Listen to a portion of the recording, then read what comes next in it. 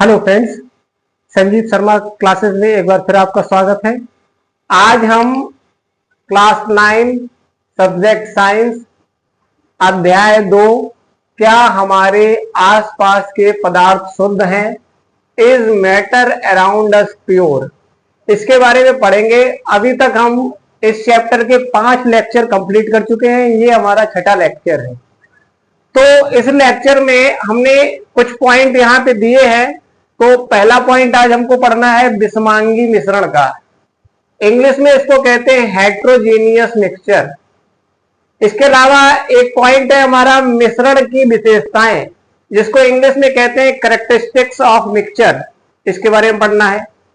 फिर एक पॉइंट दिया गया है कि मिश्रण और यौगिक में अंतर, difference between mixture and compound, इसके बारे में पढ़ना है। तो आज जो 3 इंपॉर्टेंट पॉइंट आपको पढ़ने हैं, तो पहला बिस्मांगी मिश्रण, दूसरा मिश्रण की विशेषताएं और तीसरा हमारा मिश्रण और यौगिक में अंतर। इनको आप अच्छे से पढ़ेंगे, समझेंगे। तो आइए स्टार्ट करते हैं। हमारा पहला पॉइंट कह रहा है बिस्मांगी मिश्रण यानी हेट्रोजीनियस मिक्सचर। अब ये क्या होता है इसके बारे में थोड़ा पढ़ते हैं।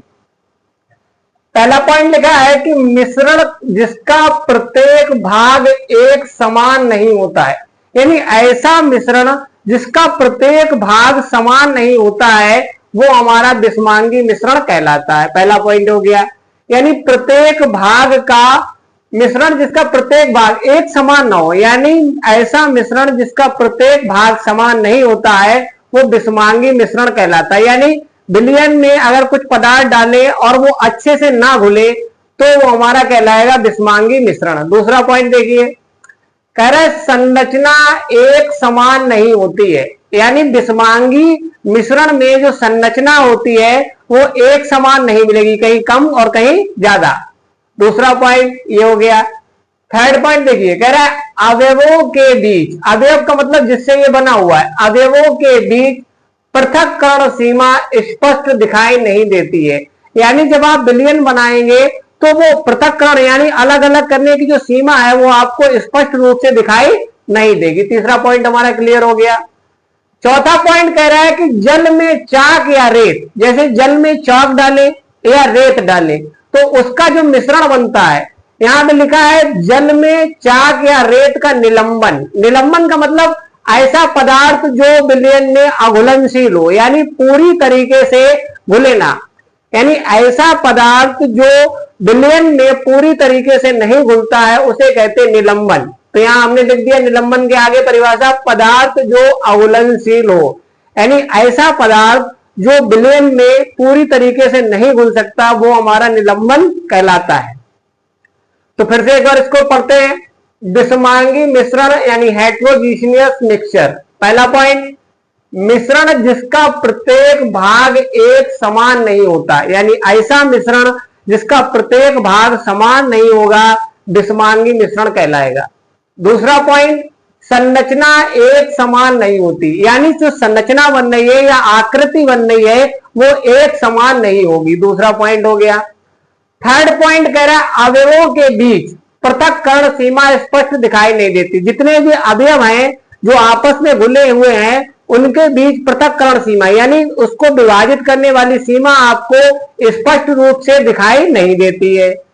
चौथा पॉइंट, जल में चौक, अगर जल में चौक डाले या रेत डाले तो उनका जो विलयन बनेगा वो हमारा बिस्मांगी मिश्रण कहलाएगा।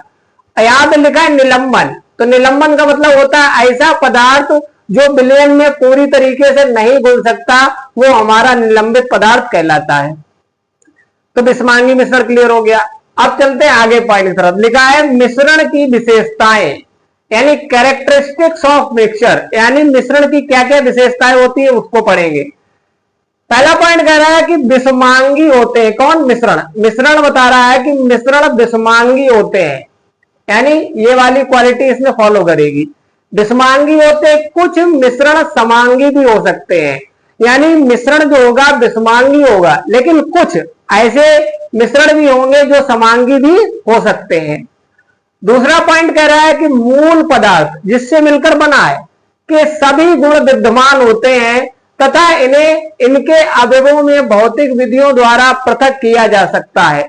यानी जो मूल पदार्थ हैं उन्हें भौतिक विधियों द्वारा पृथक किया जा सकता है, यानी भौतिक विधियों द्वारा आप उसको अलग भी कर सकते हैं।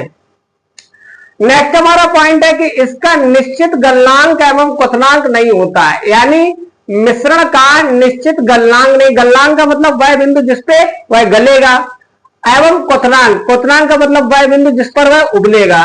तो निश्चित गलनांक एवं क्वथनांक नहीं होता है। अगला पॉइंट, बनने में ना तो कोई ऊष्मा अथवा प्रकाश उत्सर्जित होता है ना ही अवशोषित, यानी मिश्रण के बनने में ना तो कोई ऊष्मा अथवा प्रकाश उत्सर्जित होगा यानी प्रकट होगा, और दूसरा ना ही अवशोषित होगा। अवशोषित का मतलब सूखना या सोखना। तो यहां पर कह रहा है कि ना तो कोई ऊष्मा या प्रकाश उत्सर्जित होगा, दिखाई देगा, प्रकट होगा, और ना ही अवशोषित होगा यानी सोखना, तो ना ही अवशोषित होगा। तो ये आपके मिश्रण की कुछ विशेषताएं होगी। फिर से एक बार इसको पढ़ते हैं।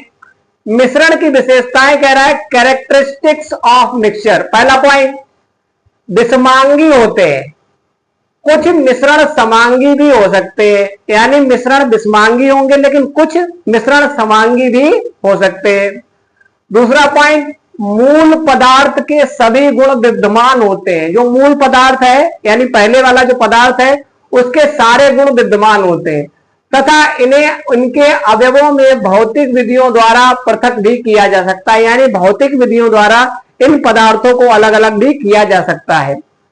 अगला पॉइंट करें, निश्चित गलनांक। गलनांक निश्चित होगा एवं क्वथनांक गलनांक निश्चित नहीं है और क्वथनांक भी निश्चित नहीं है।